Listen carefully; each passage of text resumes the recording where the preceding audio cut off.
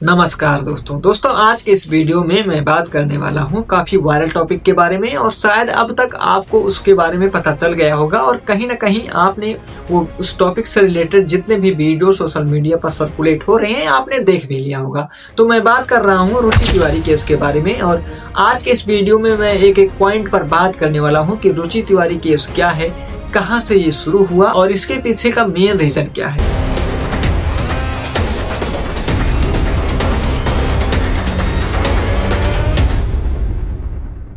तो सबसे पहले शुरुआत करते हैं कि ये केस आखिरकार शुरू कहाँ से हुआ था। तो इस केस की शुरुआत हुई थी 11 फरवरी को, जब जंतर मंतर पर चंद्रशेखर जी आंदोलन कर रहे थे। यूजीसी जो एक्ट आया हुआ था उसके समर्थन में, और उनका कहना था कि सुप्रीम कोर्ट ने जिस यूजीसी बिल को अभी तक रोक कर रखा हुआ है उसके ऊपर से वो रोक हटनी चाहिए और पूरे भारत में यूजीसी एक्ट लागू होना चाहिए।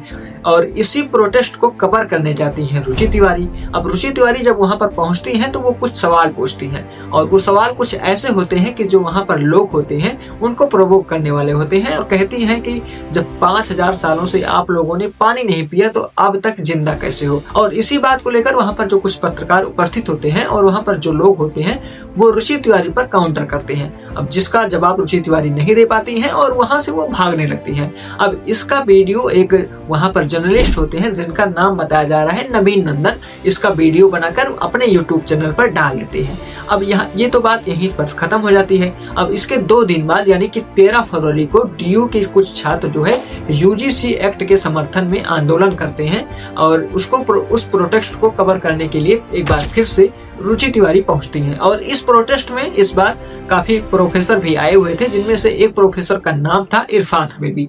अब पहले तो इरफान हबीबी के ऊपर गंदा पानी फेंका जाता है और यहाँ तक कि उनके ऊपर डस्टबिन तक फेंका जाता है। अब जब वहां पर रुचि तिवारी पहुंचती हैं तो वहां पर वो पत्रकार भी उपस्थित होता है जिसका नाम था नवीन नंदन और जिसने रुचि तिवारी का वीडियो अपने यूट्यूब चैनल पर डाला हुआ था। अब पहले तो जो रुचि तिवारी होती हैं उस पत्रकार के पास जाती हैं और उससे पहले तो उसको गालियां देती हैं और कहती हैं कि तुम चमार हो और तुम्हारी औकात कैसे हुई कि मेरा वीडियो बनाकर अपने यूट्यूब चैनल पर डालने की। अब यही से जो है ये विवाद और ज्यादा गंभीर होने लगता है और वीडियो में आप साफ देख पा रहे होंगे कि कैसे रुचि तिवारी उस पत्रकार का पहले तो फोन छीनने का प्रयास करती हैं। इसके बाद वहां पर भीड़ इकट्ठा हो जाती है और बीच बचाव करने के लिए एक डीयू की ही छात्र नेता जिनका नाम बताया जा रहा है अंजलि शर्मा, वो पहुंचती है।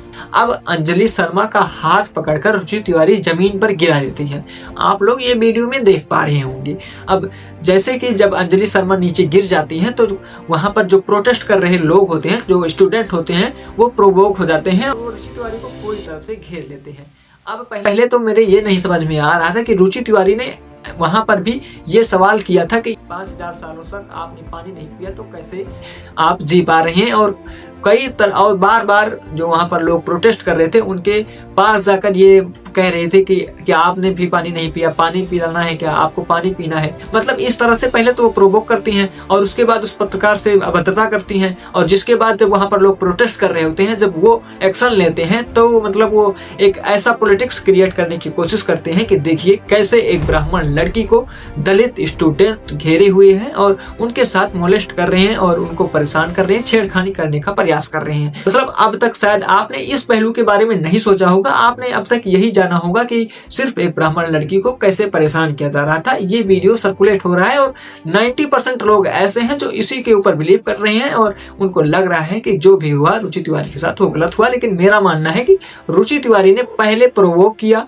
और जब उसके बाद एक्शन लिया गया तो वो अपने आप को प्रोटेक्ट करते हुए ऐसी पॉलिटिक्स की बातें कर रही हैं। और जिसके बाद वहां पर जो पुलिस थी उसने क्या किया, उसने अंजलि शर्मा को पहले तो कस्टडी में लिया और उसके बाद से शाम होते होते वहां पर पुलिस थाने में कुछ ब्राह्मण समुदाय के लोग आ जाते हैं और पुलिस के ही सामने अंजलि शर्मा को भद्दी भद्दी गालियां देते हैं, माँ बहन की बहुत ज्यादा मतलब उल्टा सीधा बोलते हैं और कहते हैं कि यही है वो लड़की जो नेता बनने की कोशिश कर रही थी, चलो इसके कपड़े उतारो। मतलब इस तरह का बयान वो दे रहे थे और एक पुलिस खड़ी हुई वहाँ पर देख रही होती है। अब तक आप लोगों ने सब केस समझ लिया होगा कि क्या कैसे कहाँ से शुरू हुआ और इसके पीछे का रीजन क्या था। तो सवाल ये नहीं है कि रुचि तिवारी के साथ क्या हुआ, सवाल ये नहीं है कि क्या अंजलि शर्मा के साथ गलत हुआ या फिर रुचि तिवारी के साथ जो हुआ वो गलत था या सही।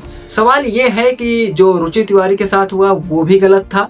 सवाल ये है कि जो अंजलि शर्मा के साथ जिस तरह से व्यवहार किया गया वो भी गलत था। और इन सब के बीच आपने एक चीज नोटिस की कि जब से यूजीसी बिल आया है तब से लेकर अब तक देश भर में जो जातिवाद था वो और ज्यादा बढ़ चुका है, क्योंकि जो मुद्दे हैं जो एक्चुअल में जिन पर बातें होनी चाहिए थी और जिन पर बातें होनी स्टार्ट भी हो गई थी, चाहे वो अंकिता भंडारी के रेप केस हो या फिर जो आरावली को लेकर केस रहा हो या फिर गंदे पानी को लेकर केस रहा हो, मतलब जनता सवाल पूछना शुरू कर दी थी। अब इन सवालों से बचने के लिए सरकार ने एक ऐसा गेम प्लान तैयार किया जिससे इन सब मुद्दों पर पानी फेर गया और इन सब मुद्दों पर पर्दा डाल दिया गया। और वो गेम प्लान था यूजीसी एक्ट, जिसके बाद से देश दो भागों में विभाजित हो गया। पहला भाग है ओबीसी, एससी और एसटी, वहीं दूसरा भाग है सवर्ण कैटेगरी के लोग। मतलब देश में जिस तरह से सांप्रदायिकता की आंधी चल रही है और उस आंधी में जो आम इंसान है वो झोंका जा रहा है और सरकार की जो चाल थी उसमें वो पूरी तरह से सफल हो चुकी है। वैसे आप सभी यूजीसी एक्ट को लेकर क्या सोचते हैं कमेंट करके जरूर बताइएगा। और आपको क्या लगता है कि रुचि तिवारी केस के बारे में पॉलिटिक्स हो रही है या फिर